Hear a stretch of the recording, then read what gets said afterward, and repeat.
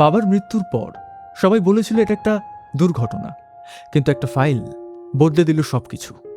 সেখানে ছিল এমন কিছু নাম, এমন কিছু হিসাব, এমন কিছু দুর্নীতির প্রমাণ যা হয়তো প্রকাশ পেলে অনেক ক্ষমতাবান মানুষ বিপদে পড়তে পারে। তাহলে সত্যিই কি তার বাবা মারা গিয়েছিলেন দুর্ঘটনায়, নাকি এর পিছনে আছে অন্য কিছু রহস্য? এক সন্তানের সত্য খোঁজার লড়াই নিয়ে আমাদের আজকের এই গল্প শুরু হচ্ছে। বাংলা সাহিত্যের জনপ্রিয় সব গল্প নিয়ে আপনাদের সামনে হাজির গল্পের ঝাঁপি।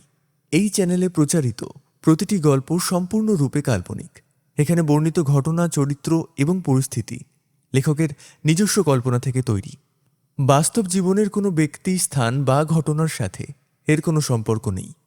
যদি কোনো ঘটনার সাথে বাস্তবের সাদৃশ্য খুঁজে পাওয়া যায় তবে তা নিতান্তই কাকতালীয়।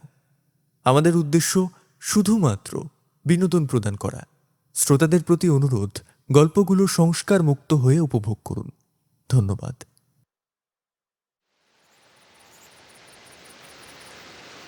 রাত প্রায় 11:30। শহরের আলো তখন ধীরে ধীরে নিভে আসছে। কলকাতার ভেজা রাস্তা ধরে বাড়ি ফিরছিল আরোহী।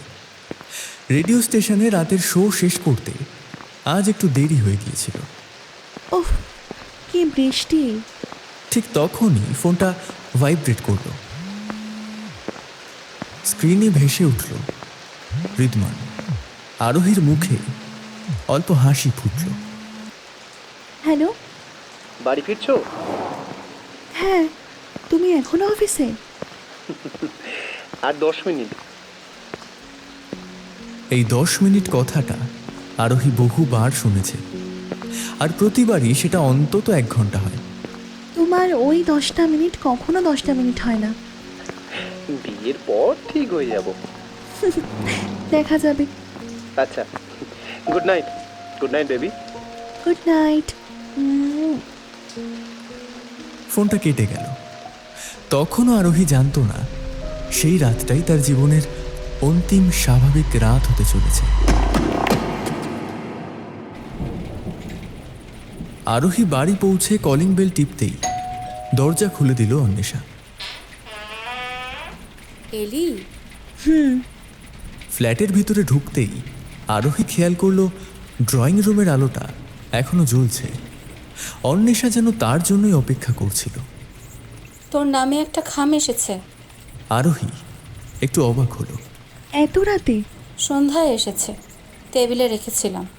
খামটা একেবারে সাদা, কোনো প্রেরকের নাম নেই, কোনো ঠিকানাও নেই, শুধু কালো কালিতে লেখা আরোহীর জন্য।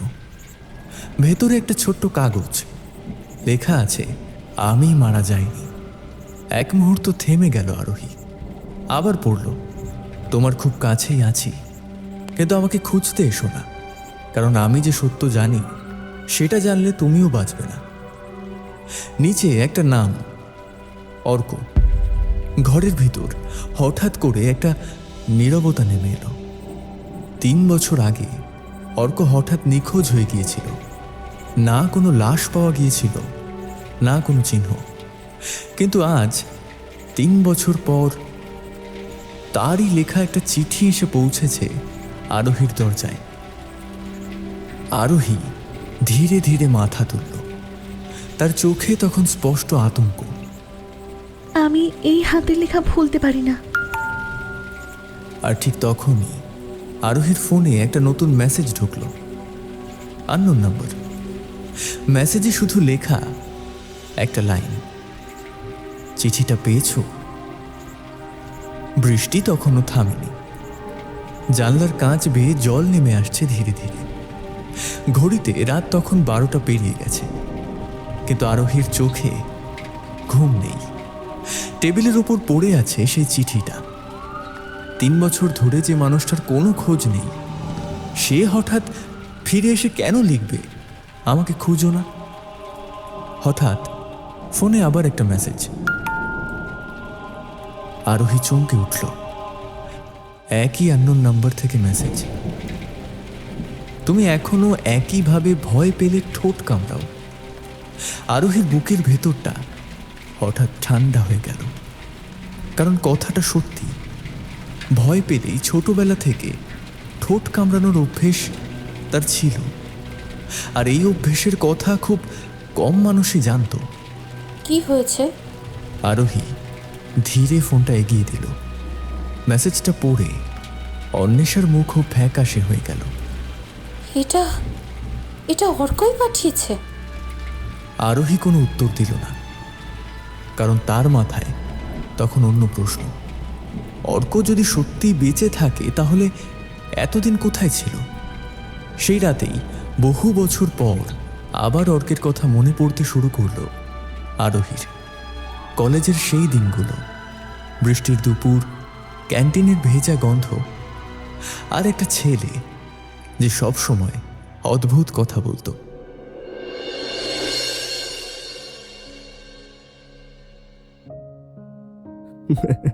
যদি কোনোদিন হঠাৎ হারিয়ে যাই? আবার নাটক শুরু। না না, সিরিয়াস বলছি। তুমি হারালে আমি খুঁজে বার করব। যদি না পাও? তাহলে পুরো পৃথিবী খুঁজবো। সেদিন অর্ক শুধু হেসেছিল, অদ্ভুত একটা হাসি, যেন সে আগে থেকেই জানতো একদিন সত্যিই হারিয়ে যাবে। আরোহী হঠাৎ বাস্তবে ফিরে এলো। ফোনটা এখনো তার হাতেই। পুলিশে জানাবি? না, আগে আমি জানতে চাই অর্ক সত্যি বেঁচে আছে কিনা।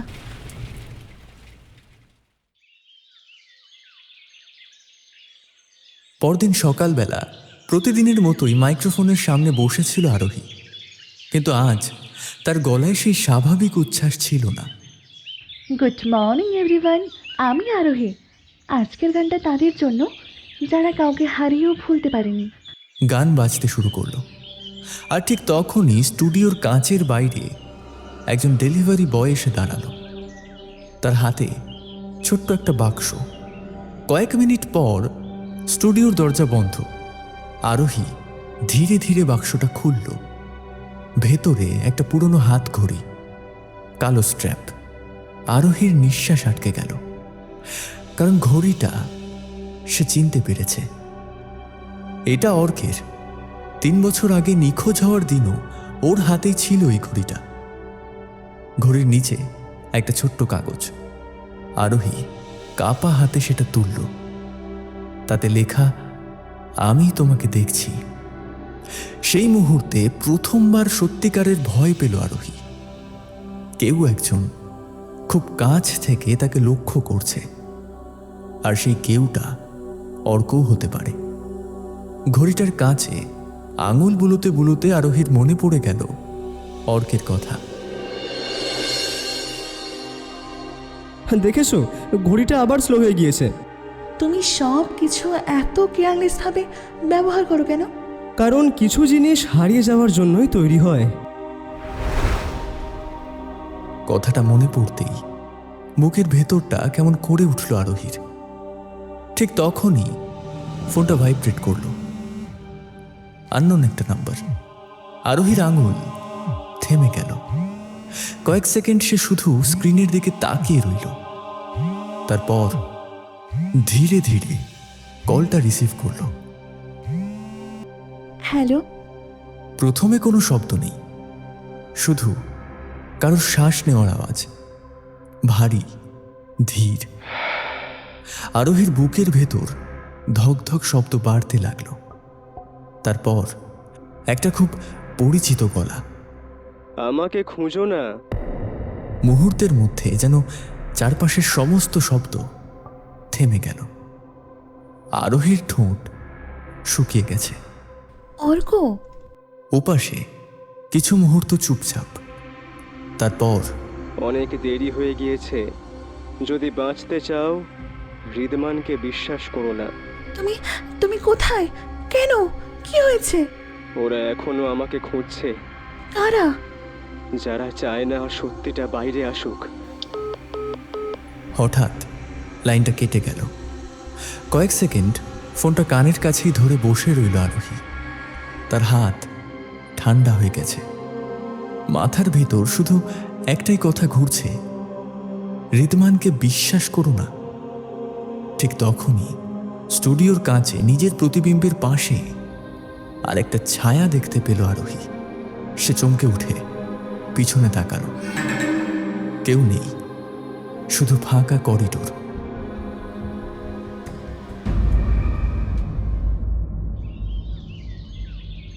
পরদিন সকালবেলা টিভিতে নিউজ দেখছিল আরোহী। গত রাতে শহরের বিখ্যাত ব্যবসায়ী সমরেশ দত্তকে মৃত অবস্থায় পাওয়া গেছে। কফির কাপটা হাতে থমকে দাঁড়িয়ে গেল আরোহীর। টিভিতে তখন খবর চলছে। পুলিশ সূত্রে জানা গেছে মৃতদেহের পাশে একটি লাল গোলাপ পাওয়া গেছে। আরোহীর বুকের ভিতরটা হঠাৎ কেঁপে উঠল, কারণ ঠিক একই সময়ে তার ফোনে একটা আননোন নাম্বার থেকে মেসেজ ঢুকলো। মেসেজে লেখা, প্রথম ঋণ শোধ হলো। পুলিশ এখনো খুনের উদ্দেশ্য জানতে পারেনি, তবে ঘটনাস্থল থেকে একটি লাল গোলাপ উদ্ধার করা হয়েছে। সোফায় স্থির হয়ে বসেছিল আরোহী, তার চোখ ফোনের স্ক্রিনে, কিন্তু শব্দগুলোর ভেতরে এমন একটা ঠান্ডা অনুভূতি ছিল যেটা আরোহীর বুকের ভিতর কাঁপন ধরিয়ে দিল। কি হয়েছে? আরোহী ধীরে ফোনটা এগিয়ে দিল। মেসেজটা পড়ে অন্বেষা কিছুক্ষণ চুপ করে রইল। তারপর খুব আস্তে সে বলল, অর্ক অর্ক কাউকে মেরে ফেলেছে? প্রশ্নটা শুনেই অদ্ভুত একটা অস্বস্তি হলো আরোহীর, কারণ গত রাতেও সে অর্কের গলা শুনেছে, আর আজ সকালে একটা খুন। সবকিছু যেন অদ্ভুতভাবে জুড়ে যাচ্ছে।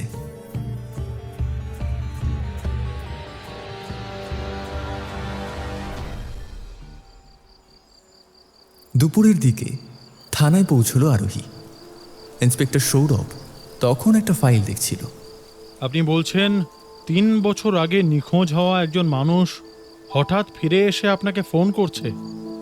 আমি ওর গলা চিনতে ভুল করিনি। সৌরভ কিছুক্ষণ চুপ করে রইল, তারপর টেবিলের উপরে একটা ছবি রাখল। এই লোকটাকে চিনতেন? ছবিতে সমরেশ দত্ত, মধ্যবয়স্ক একজন মানুষ। আরোহী মাথা নেড়ে বলল, না।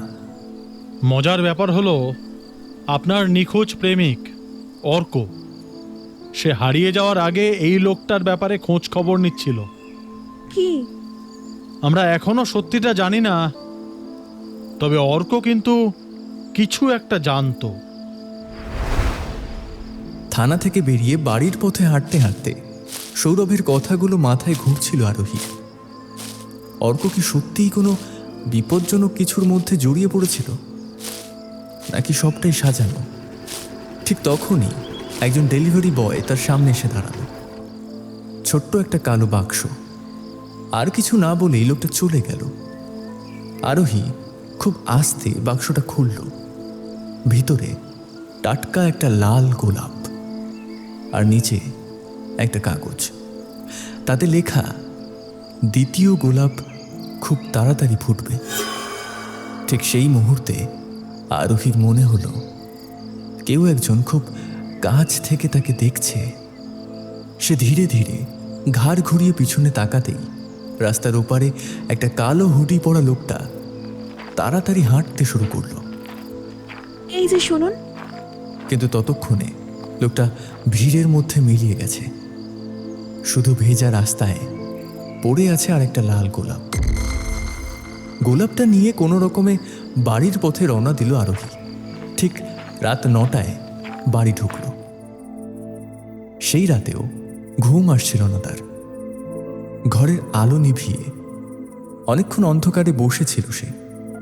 মাথার ভেতর বারবার ঘুরছিল একটাই প্রশ্ন, অর্ক কি সত্যি ফিরে এসেছে, নাকি কেউ ইচ্ছে করে তাকে ভয় দেখাচ্ছে? মেসেজ টোনের শব্দে চমকে উঠল আরোহী। লেখা আছে, আগামীকাল সন্ধ্যা 7টায় পুরনো রেল স্টেশনে একা এসো। আরোহীর বুক ধক করে উঠল।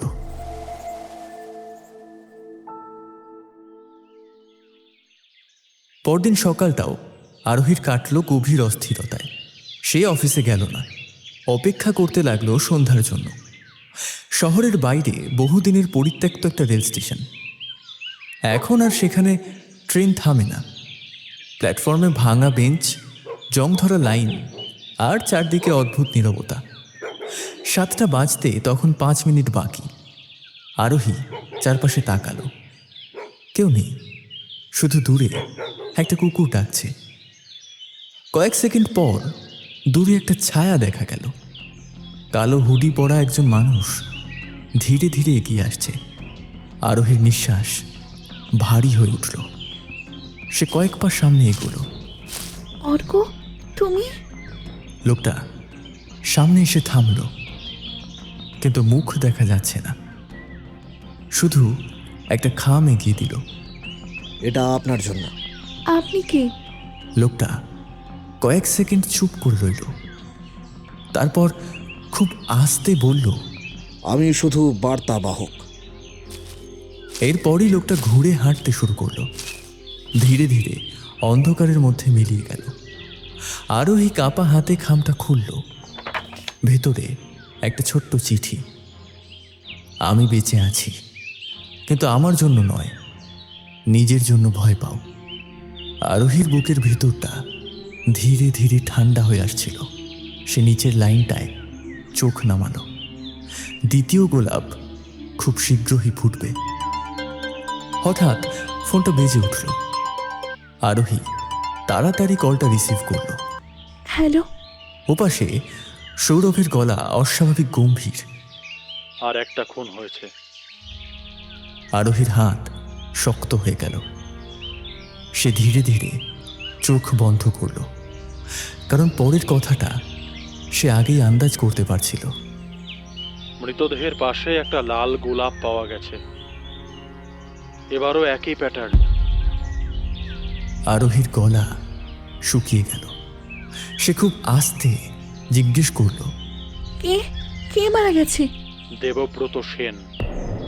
নামটা শুনি বুকের ভিতরটা ধক করে উঠল আরোহীর, কারণ এই নামটা সে আগেও শুনেছে, অর্কের পুরনো নোটিসে। পরদিন সকালবেলা তাড়াতাড়ি আরোহী পুলিশ স্টেশনে গিয়ে দেখল থানার টেবিলের ওপর ছড়িয়ে ছিল কিছু ছবি আর দুটো লাল গোলাপ। আর দুজনেই একসময় একই কোম্পানিতে যুক্ত ছিল, ইস্টার্ন ডেভেলপমেন্ট কর্পোরেশন। সৌরভ ধীরে ধীরে একটা ফাইল খুলল। 3 বছর আগে অর্ক এই কোম্পানির ব্যাপারেই খোঁজ খবর নিচ্ছিল। তবে একটা বিষয় ভীষণ অদ্ভুত। অর্ক নিখোঁজ হওয়ার ঠিক আগের সপ্তাহে ও এই কোম্পানির 4 জন ডিরেক্টরের সঙ্গে দেখা করেছিল। সৌরভ টেবিলের উপর একটা পুরনো ছবি রাখল। 4 জন মানুষ দাঁড়িয়ে, সমরেশ দত্ত, দেবব্রত সেন আর 2 জন অচেনা লোক। ছবির এক কোণায় দাঁড়িয়ে অর্ক। আরোহী স্থির হয়ে গেল। না, এটা এটা হতে পারে না। আপনি কি নিশ্চিত অর্ককে পুরোপুরি চিনতেন? প্রশ্নটার উত্তর দিতে পারল না আরোহী, কারণ সত্যিটা হলো 3 বছর আগে অর্ক হঠাৎ বদলে যেতে শুরু করেছিল। রাত করে ফেরা, চাপা টেনশন, অচেনা ফোন কল। কিন্তু তখন আরোহী সেসব গুরুত্ব দেয়নি। আরোহী কিছুক্ষণ চুপ থাকে। ঠিক তখনই ওর ফোন ভাইব্রেট করল। স্ক্রিনে ভেসে ওঠে রিদমান। একবার ইন্সপেক্টরের দিকে তাকিয়ে তারপর কলটা রিসিভ করলো। হ্যালো? তোমার সাথে জরুরি কথা আছে, ফোনে বলা যাবে না, দেখা করতে পারবে? আরোহীর চোখে সন্দেহ আর কৌতূহল একসাথে ফুটে উঠল। কফি কাপের পাশে মুখোমুখি বসে আছে আরোহী আর রিদমান। তুমি আজকাল খুব অদ্ভুত হয়ে গেছো। আরোহী কিছু বলল না। সব কিছু কি অর্ককে ঘিরেই? প্রশ্নটা শুনে অস্বস্তি হলো আরোহীর, কারণ সে নিজেও বুঝতে পারছে অর্ক যেন আবার ধীরে ধীরে তার জীবনে ফিরে আসছে। আচ্ছা, তুমি কি এখনো ওকে ভালোবাসো? আমি জানি না, আসছি, দেরি হয়ে যাচ্ছে। সেদিন বাড়ি ফিরেও অস্বস্তিটা কাটল না। ঘরের আলো নিভিয়ে বিছানায় বসেছিল সে। হঠাৎ জানলার বাইরে যেন কারোর ছায়া নড়ল। আরোহী ধীরে উঠে দাঁড়ালো। পর্দাটা সরাতেই কেউ নেই, শুধু ভেজা রাস্তার মাঝখানে পড়ে আছে একটা লাল গোলাপ। ঘড়িতে তখন প্রায় 2টো। রাস্তার ওপাশে একটা ছায়া নড়ল। কালো হুডি, স্থির দাঁড়িয়ে আছে। আরোহীর বুকের ভেতর ধকধক শব্দ বাড়তে লাগলো। সে কাঁচের আরো কাছে এগিয়ে গেল। লোকটা নড়ল না, শুধু দাঁড়িয়ে রইল। ফোনটা আবার ভাইব্রেট করলো। Unknown number. আরোহীর চোখ এখনো জানলার বাইরে। কাপা হাতে কলটা রিসিভ করলো সে। হ্যালো। ওপাশে কয়েক সেকেন্ড কোনো শব্দ নেই। তারপর অর্কের গলা। পর্দাটা সরিও না। আরোহীর পুরো শরীর ঠান্ডা হয়ে গেল, কারণ তার মানে অর্ক এখানে। তুমি তুমি কোথায়? তুমি এসব কেন করছো? ওপাশে কিছুক্ষণ চুপ। তারপর খুব নিচু গলায় অর্ক বলল, তৃতীয় গোলাপটা ফোটার আগে তোমাকে সত্যিটা জানতে হবে। ফোনটা কেটে গেল। আরোহী স্থির হয়ে দাঁড়িয়ে রইল। তার মাথার ভিতর তখন শুধু একটাই প্রশ্ন ঘুরছে, তৃতীয় গোলাপ মানে আরেকটা খুন?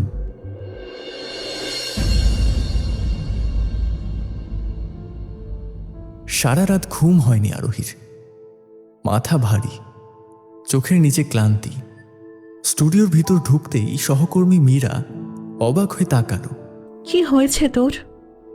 কিছু না, একটু মাথা ধরেছে। অফিসের কাজ সেরে দুপুরবেলা আরোহী আবার পুলিশ স্টেশনে গিয়ে দেখা করল। সৌরভ একটা পুরনো ডায়েরি পড়ছে। আরোহীকে দেখে অফিসার সেটা আরোহীর দিকে এগিয়ে দিল। ধুলো পড়া কালো কভার, কোণাগুলো ছিঁড়ে গেছে। আরোহী ধীরে সেটা খুলল। ভিতরে অসংখ্য নাম আর তারিখ।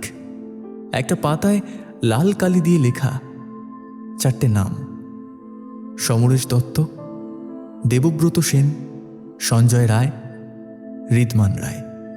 নামটা দেখেই হাত কেঁপে উঠল আরোহীর, কারণ এটা শুধু কাকতালীয় নয়। বিকেলের আকাশটা সেদিন অদ্ভুত ধূসর ছিল। থানা থেকে বেরোনোর পরও অর্কের ডায়েরির পাতাটা মাথা থেকে সরাতে পারছিল না আরোহী। 4টে নাম, তার মধ্যে 2জন ইতিমধ্যে মারা গেছে, আর চতুর্থ নাম ঋদ্ধমান রায়, যে মানুষটাকে বিয়ে করার কথা ভাবছিল সে। ঠিক তখনই ঋদ্ধমান ফোন করায় আরোহী একটু চমকে উঠল। তখনই ওপার থেকে ঋদ্ধমান বলে উঠল সে দেখা করতে চায় আজ সন্ধে শহরের একটা ক্যাফেটেরিয়াতে। আসবো আমি। কেমন আছো বলো? ঋদ্ধমান অনেকক্ষণ ধরেই লক্ষ্য করছিল আজ আরোহী স্বাভাবিক নয়, বরং চুপচাপ কফির কাপের দিকে তাকিয়ে বসে আছে। কথা বলছে কম। কি হয়েছে? তোমার বাবার কোম্পানির নাম কি ইস্টার্ন ডেভেলপমেন্ট? প্রশ্নটা শুনেই ঋদ্ধমান থেমে গেল। তার চোখের ভিতর যেন এক মুহূর্তের জন্য অস্বস্তি দেখা দিল, কিন্তু পরের মুহূর্তেই নিজেকে সামলে নিল সে। হঠাৎ এই প্রশ্ন কেন? উত্তর দাও। হ্যাঁ। আরোহীর বুকের ভেতরটা ধীরে ধীরে ভারী হয়ে উঠল। অর্ক কি ফিরে এসেছে? আমি জানতাম একদিন না একদিন ও ফিরে আসবেই। কথাটা শুনেই শরীর ঠান্ডা হয়ে গেল আরোহীর। ঋদ্ধমান কিছুক্ষণ চুপ করে রইল, যেন ভেতরে ভেতরে কিছু ভাবছে। তারপর খুব ধীরে বলল, অর্ক নিখোঁজ হওয়ার আগের সপ্তাহে ও আমার বাবার সঙ্গে দেখা করেছিল। কেন? আমি জানি না, কিন্তু সেই মিটিংয়ের পর থেকেই সব বদলে যায়, সব। বাইরে তখন বৃষ্টি শুরু হয়েছে। কাঁচের উপরে জলের ফোঁটা জমেছে। তুমি কি আমাকে সন্দেহ করছো? আরোহী সঙ্গে সঙ্গে উত্তর দিতে পারল না, কারণ সত্যিটা হলো সে এখন সবাইকেই সন্দেহ করছে। আর কিছু না বলে সে উঠে পড়ল এবং সোজা বাড়ি আসলো।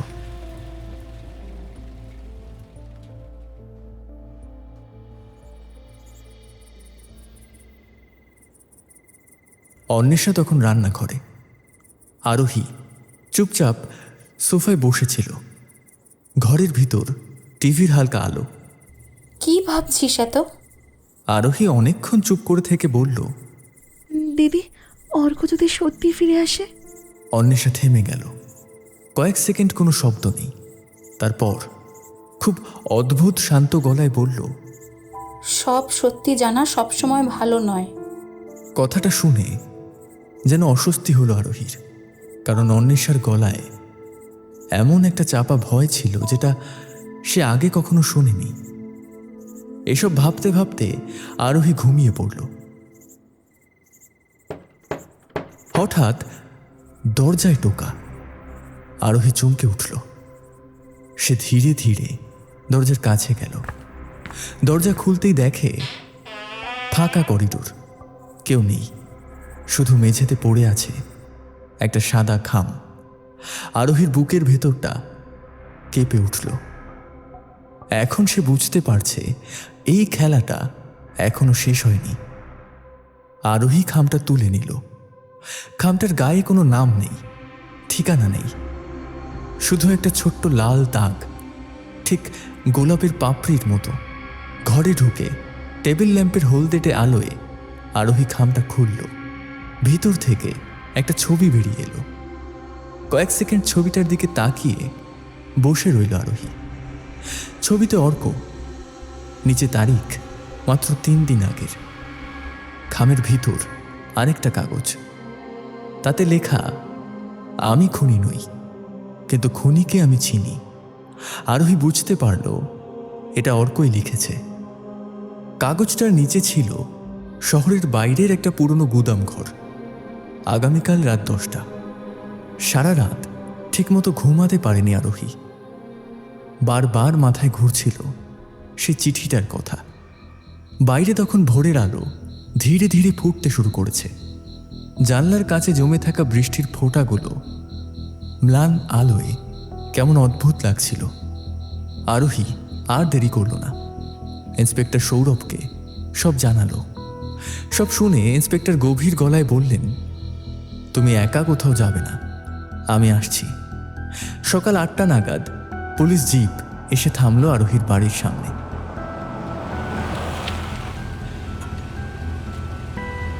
যেতে যেতে আরোহীর চিঠিটা দেখলো ইন্সপেক্টর। আপনি নিশ্চিত এখানেই আসতে বলেছিল? তাই তো মনে হচ্ছে। গাড়ি থেকে নামতেই শীতল বাতাস এসে লাগলো আরোহীদের চোখে মুখে। সামনে অন্ধকার গুদাম ঘরটা দাঁড়িয়ে আছে। সৌরভ টর্চ জ্বালালো। মরিচা ধরা দরজা ধীরে খুলল। ভিতরে ঢুকতেই ধুলো আর স্যাঁতস্যাঁতে গন্ধে ভরে গেল চারপাশ। টর্চের আলো ধীরে ধীরে ঘুরছিল দেয়াল জুড়ে। আর তারপর আরোহী হঠাৎ থেমে গেল। তার বুকের ভিতরটা ঠান্ডা হয়ে এলো, কারণ পুরো দেয়াল জুড়ে ঝুলছে শুধু তারই শত শত ছবি। কেউ তাকে বহু দিন ধরে অনুসরণ করছে। ঠিক তখনই অন্ধকারের ভেতর পায়ের শব্দ। সৌরভ সঙ্গে সঙ্গে টর্চ ঘুরিয়ে ধরল। কে ওখানে? কয়েক সেকেন্ড সব চুপচাপ। তারপর অন্ধকার থেকে একটা গলা ভেসে এলো। আপনি বেঁচে আছেন? লোকটা হালকা হাসল। না, এটা অসম্ভব। এ কি? রোহন বসুকে তো 3 বছর আগে মৃত ঘোষণা করা হয়েছিল। অসম্ভব জিনিসগুলোই তো এতদিন ধরে ঘটছে। অন্ধকারে লোকটার চোখ দুটো অদ্ভুত ঠান্ডা লাগছিল, যেন বহুদিন ঘুমোয়নি। আরোহীর গলা শুকিয়ে যাচ্ছিল। অর্ক কোথায়? রোহন দীর্ঘশ্বাস ফেলল। তাহলে শোনো। গুদামের বাইরে তখন বৃষ্টি আরো জোরে পড়ছে, আর ভিতরে ধীরে ধীরে খুলতে শুরু করলো 3 বছর আগের অন্ধকার সত্যি। 3 বছর আগে অর্ক একটা নির্মাণ প্রকল্পের ফাইল পেয়েছিল। বাইরে থেকে সাধারণ মনে হলেও ভেতরে ছিল কোটি টাকার দুর্নীতি, জমি দখল, ভুয়ো কাগজ আর কয়েকটা অদ্ভুত মৃত্যু। রোহনের গলা ধীরে ধীরে নিচু হয়ে আসছিল, যেন কেউ শুনে ফেলবে এই ভয়ে। ওর ফাইলের পেছনে ছিল 4 জন মানুষ: সমরেশ দত্ত, দেবব্রত সেন, আর ঋদ্ধিমানের বাবা। তাহলে অর্ককে ওরা সরিয়ে দিয়েছিল? না না, গল্পটা এত সহজ নয়। লোকটার চোখে তখন অদ্ভুত একটা দৃষ্টি, যেন সে এমন কিছু জানে যেটা এখনো কেউ বুঝতে পারেনি। অর্ক নিখোঁজ হয়নি, ওর নিচেই গা ঢাকা দিয়েছিল, কারণ ও জানতো ওকে খুন করা হবে। ঠিক তখনই গুদামের বাইরে হঠাৎ টায়ারের শব্দ হলো, তারপর গুলির আওয়াজ। আরোহী চমকে উঠল। সৌরভ সঙ্গে সঙ্গে টর্চ নিভিয়ে দিল। নিচু হন। গুদামের টিনের দেয়ালে গুলি লেগে শব্দ ছড়িয়ে পড়ছে। কেউ বাইরে থেকে গুলি চালাচ্ছে। রোহনের মুখ মুহূর্তে বদলে গেল। ওরা এসে গেছে। কারা? যারা চায় না সত্যিটা বাইরে আসুক। রোহন জানলার ফাঁক দিয়ে বাইরে তাকালো। ওরা কারা? রোহন উত্তর দিল না, শুধু বলল, এখান থেকে বেরোতে হবে। ঠিক তখনই আবার গুলির শব্দ। কাঁচ ভেঙে টুকরো ছিটকে পড়ল মেঝেতে। আরোহী চমকে উঠতেই রোহন তার হাত ধরে নিচু করল। মাথা নিচু রাখো। ওইদিকে পেছনে একটা দরজা আছে, চলুন। তিনজন দ্রুত অন্ধকারের ভেতরে এগোতে লাগলো। আরোহীর ফোন ভাইব্রেট করল। এই অবস্থায় সে অবাক হয়ে স্ক্রিনের দিকে তাকালো। আননোন নাম্বার থেকে মেসেজ। রোহনকে বিশ্বাস করো না, 3 বছর আগেও সে মিথ্যে বলেছিল। ইতি অর্ক। মেসেজটা পড়ে স্থির হয়ে গেল আরোহী। তার মাথার ভেতর যেন সবকিছু আবার এলোমেলো হয়ে যাচ্ছে।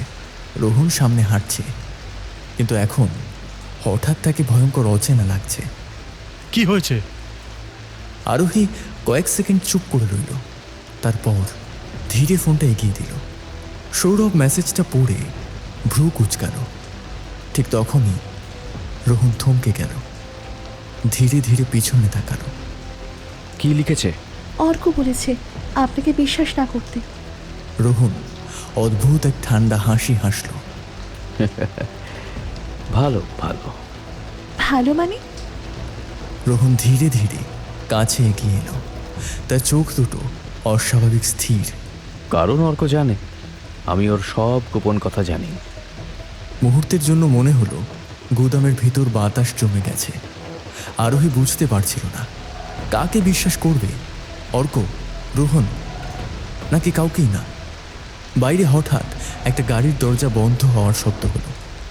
তারপর অর্ক এসে দাঁড়ালো। 3 বছর আগে আমি একটা ভিডিও পাই, একটা খুনের ভিডিও। সেই ভিডিওতে ইস্টার্ন ডেভেলপমেন্টের কয়েকজন ডিরেক্টর ছিল। ওরা একজন মানুষকে মেরে ফেলেছিল কারণ তিনি ওদের দুর্নীতির প্রমাণ পেয়ে গিয়েছিলেন। কে? তোমার বাবা। মুহূর্তের জন্য যেন সময় থমকে গেল।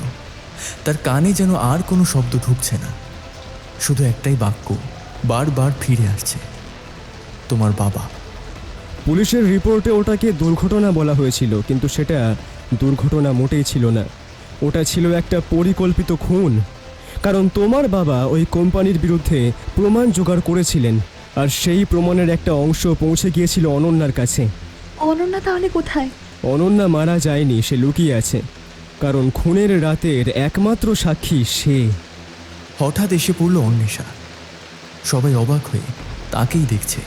অনন্যা শুধু আমার বন্ধু ছিল না, ও শেষ মানুষ ছিল যে বাবাকে বাঁচানোর চেষ্টা করেছিল।